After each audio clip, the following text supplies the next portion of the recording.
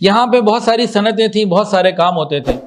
انہوں نے کیا کیا کہ وہ ساری چیزیں انگلینڈ میں بھی بنتی تھیں، یہاں پہ انگلینڈ سے آنے کی جو ڈیوٹی تھی وہ ختم کر دی، تقریباً زیرو کر دی.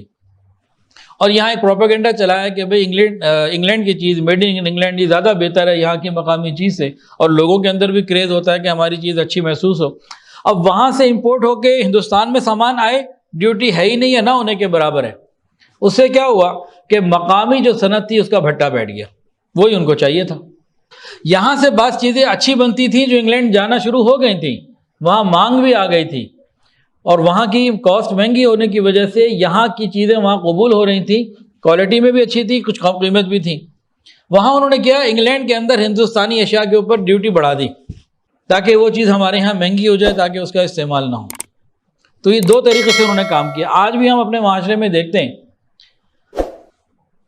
بہت سارے کاروبار ہر آدمی نہیں کر سکتا. کیوں؟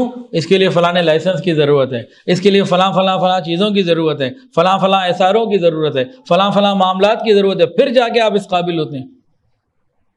یعنی اتنا مہنگا کر دیا، اتنا مشکل کر دیا کہ چند لوگ ہی اس کام کو کر سکیں، عام لوگ نہ کر سکیں. یہ کام ایسٹ انڈیا کمپنی نے شروع کیا تھا ہندوستان میں، جو آج ہمارے یہاں مختلف آئینی طریقوں سے ہو رہا ہے. مختلف کام ایسے تھے، اس کو باقاعدہ اصول بنائے گئے، قانون بنائے گئے کہ یہ کام صرف اور صرف انگریز کر سکتا ہے، ہندوستانی نہیں کر سکتا.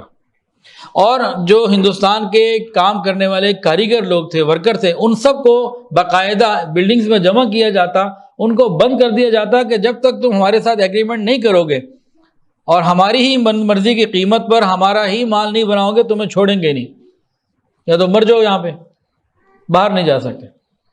تو ان کو مجبور کیا جاتا کہ نہیں. وہ کہتے ہیں ہاں ٹھیک ہے کام تو کرنا ہے، تو ان کو صرف اتنی روٹی دیتے، اتنی مزدوری دیتے کہ نہ وہ پورا جی سکے نہ پورا مر سکے. اس طریقے سے انہوں نے ان چیزوں کے اوپر کنٹرول کیا. جابرانہ قوانین اس انداز سے بنائے کہ دیکھنے میں نہیں لگتا تھا کہ وہ اتنے جابرانہ ہے، لیکن وہ ہلاکو خان کی ہلاکو اس سے بھی آگے چلے جاتے تھے. چنانچہ انہی کی ایک کمیٹی کے اندر یہ رپورٹ آئی کہ سب سے عمدہ اثر ہماری محنت کا جو ظاہر ہو چکا ہے وہ یہ ہے کہ ریشم بننے والے کمپنی کے کارخانوں میں کام کرنے لگے ہیں. اب اگر وہ لوگ خود کام کرنا چاہیں بھی تو وہ نہیں کر سکتے، اگر وہ نہیں مانیں گے تو سرکار ان کو سزا دے گی. اس طرح کے قانون بنا دیے گئے. اچھا، پھر یہ جو کاریگر ہوتے تھے نا، ان کو قرضہ دے دیا کرتے تھے. تنخواہ تو اتنی تھوڑی ہوتی تھی کہ گزارا ہو نہیں سکتا تھا، تو کاریگروں کو قرضہ دے دیا کرتے تھے، اور وہ قرضہ ان کی زندگی گزر جاتی تھی، وہ ادا نہیں ہوتا تھا. تو یہ سلسلہ وہاں پہ جاری رکھا گیا. بہرحال 18ویں صدی سے ہندوستان کی تجارت کا نقشہ بدل گیا. چنانچہ کمپنی کے جو خطوط ولایت سے یعنی انگلینڈ سے آتے تھے، ان میں صاف ہدایات ہوتی تھیں کہ جہاں تک ہو سکے خام مال کی پیداوار بڑھانی چاہیے، مصنوعات کی پیداوار یہاں روک دینی چاہیے، اور اس کام میں قانون سے مدد لینے میں بھی کوئی مضائقہ نہیں سمجھا گیا. مثلا بنگال کے ریشم بننے والوں کو قانوناً منع تھا کہ کمپنی کے کارخانے کے سوا کسی اور کی جگہ پر کام کریں، اور اس کی خلاف ورزی قابل سزا جرم تصور کی جاتی تھی.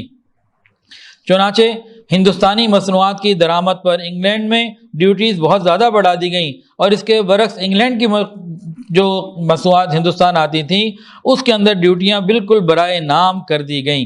چنانچہ پارلیمنٹ میں یہ بھی قبول کر لیا گیا کہ بے شک ایسٹ انڈیا کمپنی نے ایسا انتظام کر دیا ہے کہ ہندوستان کی مصنوعات گھٹیں، خام مال بڑھے، اور اگر یہ انتظام رہے گا تو اس کا نتیجہ یہ ہوگا کہ ہندوستان کا نقشہ بدل جائے گا، صنعتیں غائب ہو جائیں گی، اور برطانیہ کی صنعتوں کے واسطے وہاں صرف خام مال ان کو سستے داموں ملتا رہے گا.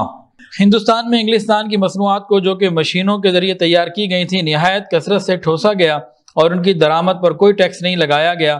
اگر لگایا بھی گیا تو اس قدر کم کہ اس سے کاریگروں کے ہاتھوں میں کوئی پیسہ نہ رہا، جس کی وجہ سے لاکھوں کاریگر مسلسل بھوک اور فاقہ کشی کی وجہ سے دنیا سے چل بسے.